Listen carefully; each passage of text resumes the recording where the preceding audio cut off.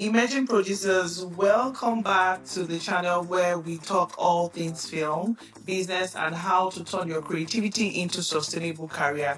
Today, we are sitting down with someone who truly embodies that mission. Nyokabi Gitonga is an independent film producer and a production manager with over 5 years of hands-on experience in the African film industry. A recipient of the Netflix Creative Equity Scholarship Fund, she has sharpened her skill in production writing, editing, and is now pioneering conversations that blend storytelling with technology. From building short films to developing documentaries and features to creating a film tech event in her home country, Nakuru.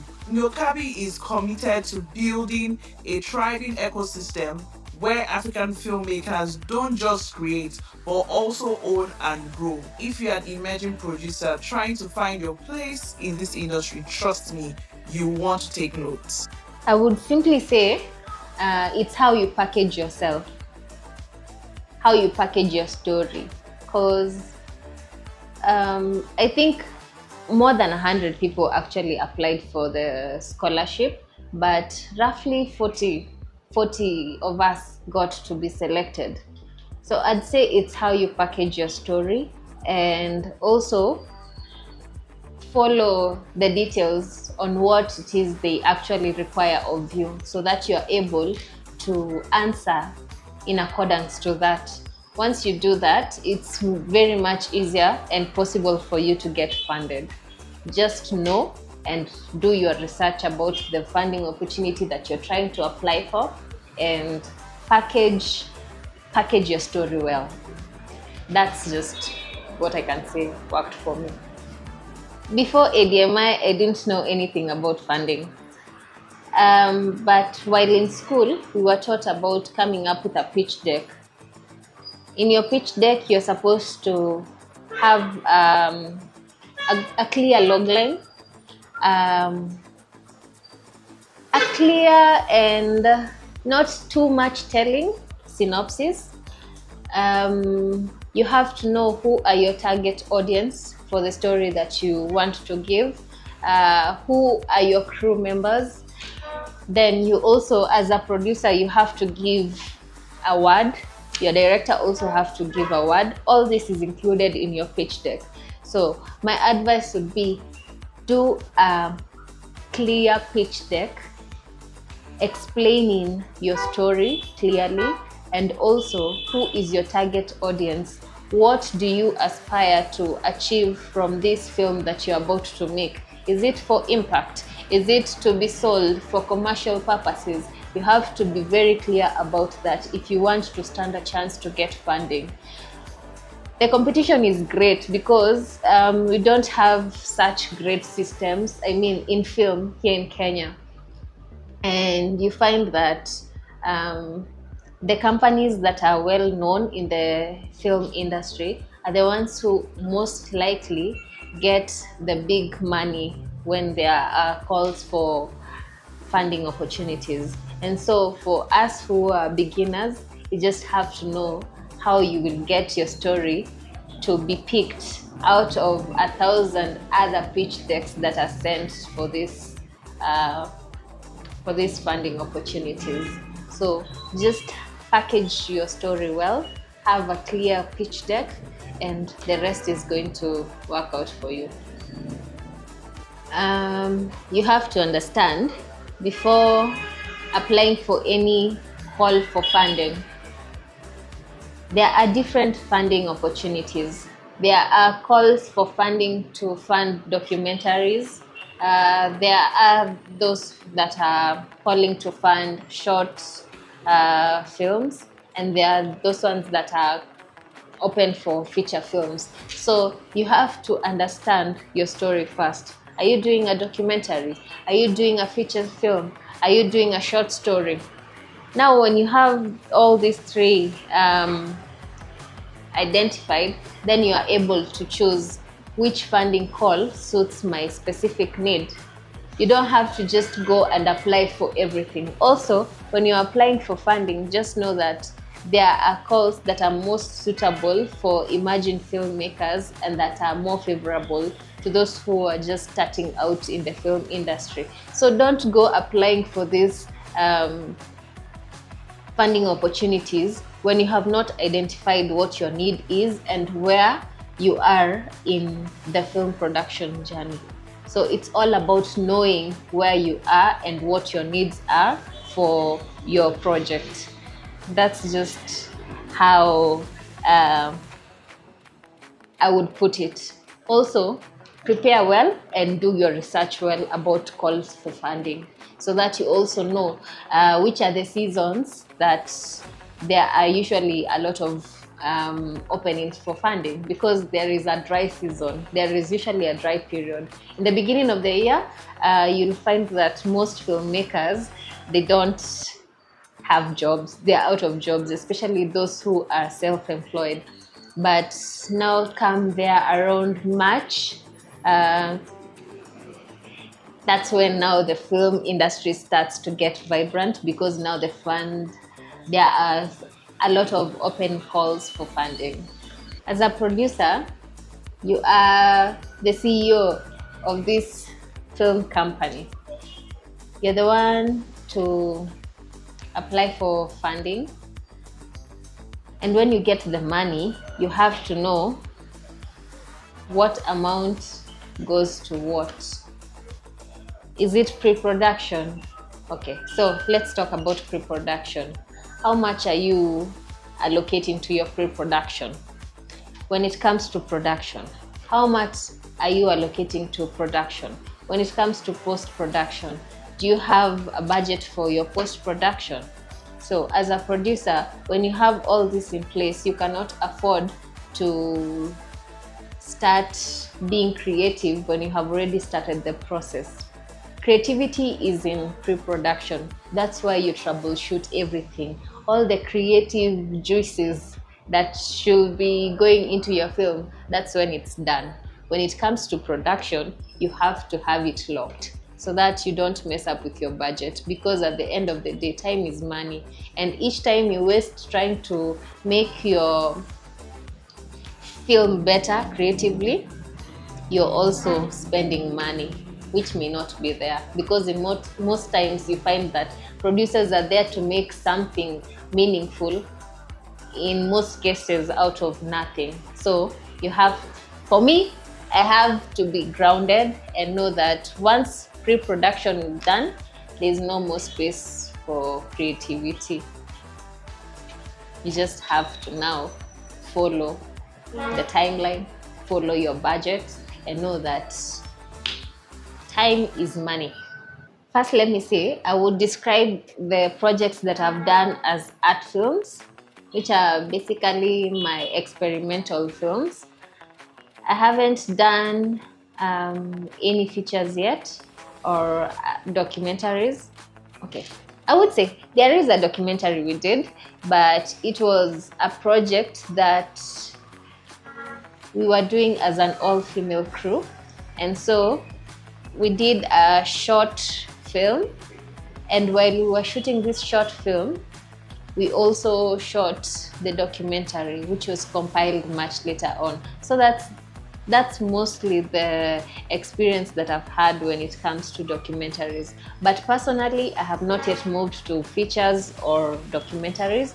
I've just worked on short films, and mostly, which are my experimental films.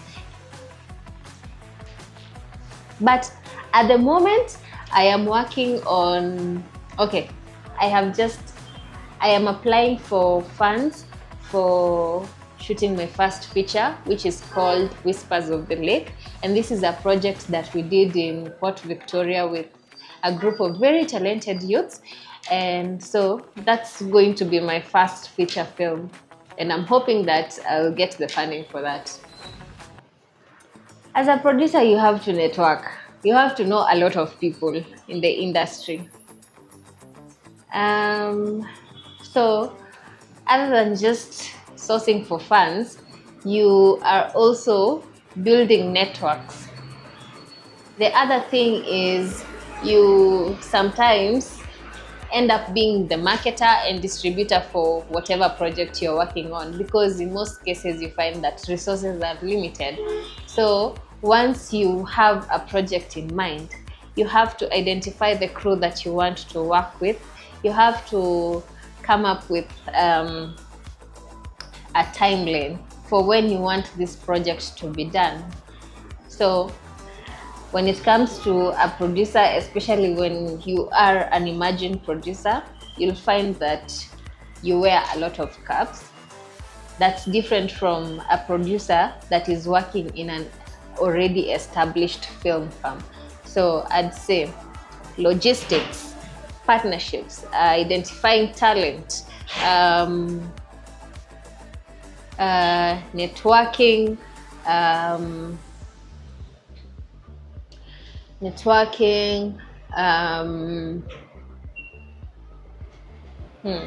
marketing and distribution. You have to have the knowledge on how you're going to do all that in order to get your projects out there and to make it work. You also have to know how to come up with creative ideas to make your project work, because you are also like a problem solver.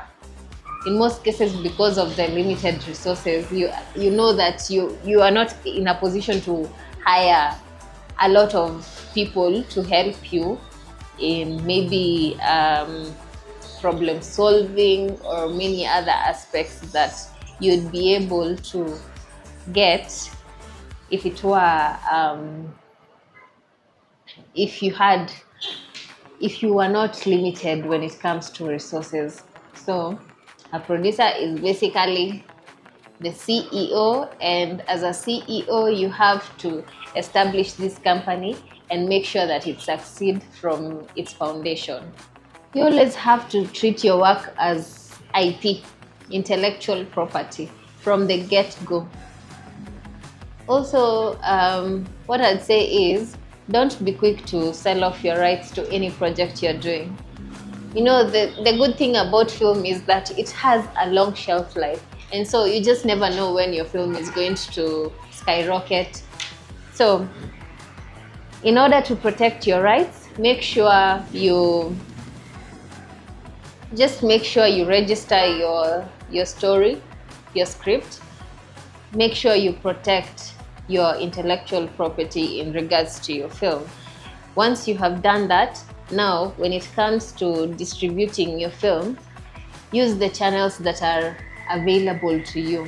Social media is a great tool, especially in this day and age where we see like a lot of people who are spending time on social media. I think it was in February when that research was made, where about the amount of hours that people spend on social media in different countries, and Kenya was at the top of the list with, I think, people spend roughly 4 hours and 13 minutes on social media. So social media is a very great tool, and you know what social media allows you to do? It also allows you to maintain your rights. So just be smart about protecting your rights. And also social media will help you reach a wider audience, because once you have gotten your audience on social media, these people are going to be excited to see, what is this person is about to produce. We can't wait to watch it. Just also make sure that the material you put out there to promote your film is actually captivating, and it's actually something that your viewers would want to watch. So that's just how I, as someone who is very much interested in distribution, look at it. The thing about film is that for a filmmaker, you have to treat your film as a business. And with any business, most business people will tell you that they are trying to protect their business from being bought too early on, so that they are able to make returns and get rewards from this business venture. And so in film, it's not different. You don't want to sell your rights to your film too soon, just because maybe someone will come with a promise of a lot of money in exchange for all the rights of your film.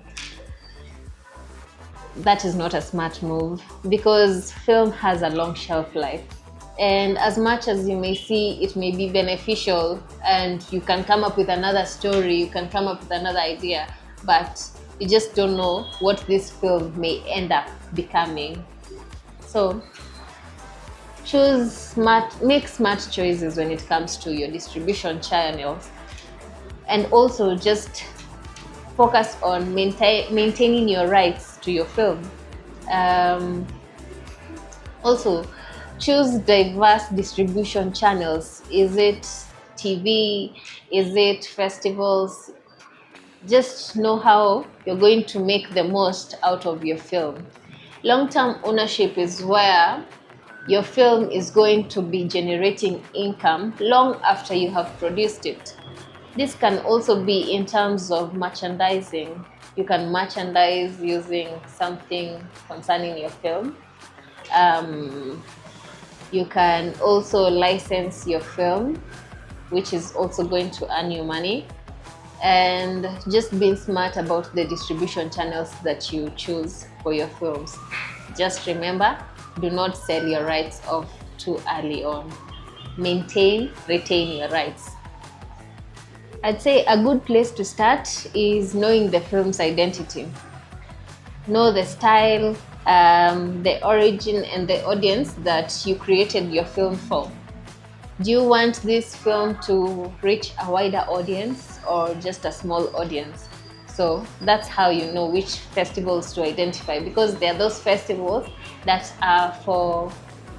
reach a very wide audience and also international audience, while there are those just locally made festivals where you can submit your films and then your target audience maybe is just the local audience. So you just have to identify, what did you create this project for? Is it for impact? Is it for commercial? Do you want it to go overseas? Do you want it to go global? Do you want it to just be screened at home? Those are some of the things that you have to know in order to choose the kind of festival that aligns with your film and works best for you. Visibility. And I stand by it, because when your film gets selected to be screened at major festivals, I mean, that's a major big deal for you as a producer, because now you've gotten all this, you're going to get this visibility, and from there I think the only way you can go is up when it comes to film production, because now with visibility comes opportunities, and with opportunities comes everything else.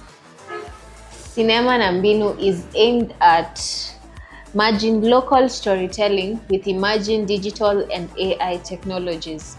The main objective of this event is to showcase films by local and African filmmakers, introduce AI and digital tools, e.g. VR, AI scripting, VFX to regional creatives, create a platform for knowledge sharing, tech demos, and mentorship, spark conversations around decentralizing film infrastructure in Kenya, and inspire and equip Nakuru-based talent to build sustainable careers locally.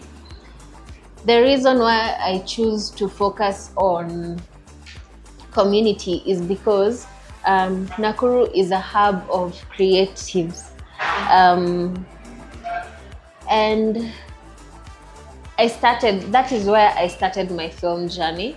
And as much as the industry is growing in Nakuru, a lot still needs to be done. A friend of mine is a lecturer in Nakuru, and this year alone, he's going to send out 160 students into the industry. And these 160 students, most of them are going to flock to Nairobi looking for opportunities. While here in Nairobi, I'm one of those who are going to be graduating this year. And I think we are going to be around the same number, let's say 160. So that's 320 students in total. So are there opportunities for all of us? Clearly not. And so that's why I intend to create this opportunities so that we can also diversify the sustainable careers that are available in the film industry, so that it's not just Nairobi where we all come to, but we can also get these opportunities elsewhere. And for me, that is Nakuru. AI is transforming African storytelling by making content creation more accessible. It's breaking global distribution barriers and enabling immersive, culturally rooted narratives through tools like dubbing, predictive analytics, and VR. It empowers local creators to reach global audiences while preserving language and tradition. However, it also raises concerns about bias, ownership, and job displacement. The key is using AI to amplify African voices and not to erase them or to distort them. So, how I see AI working for us is we can use AI as a tool to amplify our African voices. We don't have to be afraid of AI because it's already here with us, and we can't say that you're not going to use it and look the other way, because if you do that, you're going to be left behind. So the thing that's left is to use AI as a tool to amplify our African voices, to tell our authentic stories without fear of bias from anyone else, because we have to take charge. But we also have to understand that AI needs to be regulated if it's to work in our favor. This is something that I've grown up hearing, and it mostly affects those of us who have been raised by parents who do not believe that film industry can be a career, can be a sustainable career. That's one myth that I would like to debunk. We have seen societies excel because of film. And so film is not just a passion. Film is not just a side hustle. Film, if you follow the right procedures, can be a very good sustainable career for you. And so for me, that is just one thing about film that I would like to debunk, so that it can be taken with the seriousness that it deserves, so that we can get the systems in place so that our film industry in Kenya can grow and favor not just those who have been there in the industry for long, but also us who are coming into the industry. We also need to venture into this industry for sustainability, because this is our livelihood. And most of us, especially me, I do not want to give up on film. This is something that I want to pursue as a career. And that's just one thing that I would love to debunk. Film is more than passion. It is a sustainable career. The future is uncertain, but I'm hopeful that Cinema Nambinu will come to life, because I'd like to create a space where culture, local storytelling, and AI intersect. And also, I hope to get a scholarship or sponsorship to study in China, that is in animation production, or even Japan. I say this because I've always been interested in studying animation, and so it will be a great deal if I got that opportunity. Something that's also maybe next for me in 2025 is to get a sustainable career for myself, because I cannot just continue doing film as a passion. And that's why I'm trying to create an opportunity, not just for myself, but also for other emerging filmmakers, so that we can have a way to sustain ourselves in the industry. We don't have to just go looking for jobs out there. We can also create jobs for ourselves, and that's what I'm trying to do, to create something for myself. For the local filmmakers, when we put out a call, please submit your films for screening. Yeah. To tech innovators, join us in merging storytelling with immersive tech like VR and AI. And for funders and sponsors, help us scale these platforms and reach wide audience. You can help us in terms of finances, or maybe choose to sponsor at least maybe 5 students to be able to get the opportunity to come study here at Africa Digital Media Institute. And I promise you, this is not an advertisement. This is not a paid advertisement. It's because I have seen what studying at ADMI can do for a person. There are so many students who have gone through this school and their lives can tell the tale. Their lives are so much better because they had the opportunity to be coached by people who are already in the industry. And once you leave ADMI, you realize that you're not just trained or equipped to go and look for a job.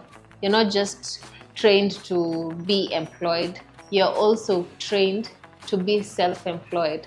And that's why you'll find that a lot of alumni from Africa Digital Media Institute go on succeeding because they have been well equipped. Hi, Tolulope.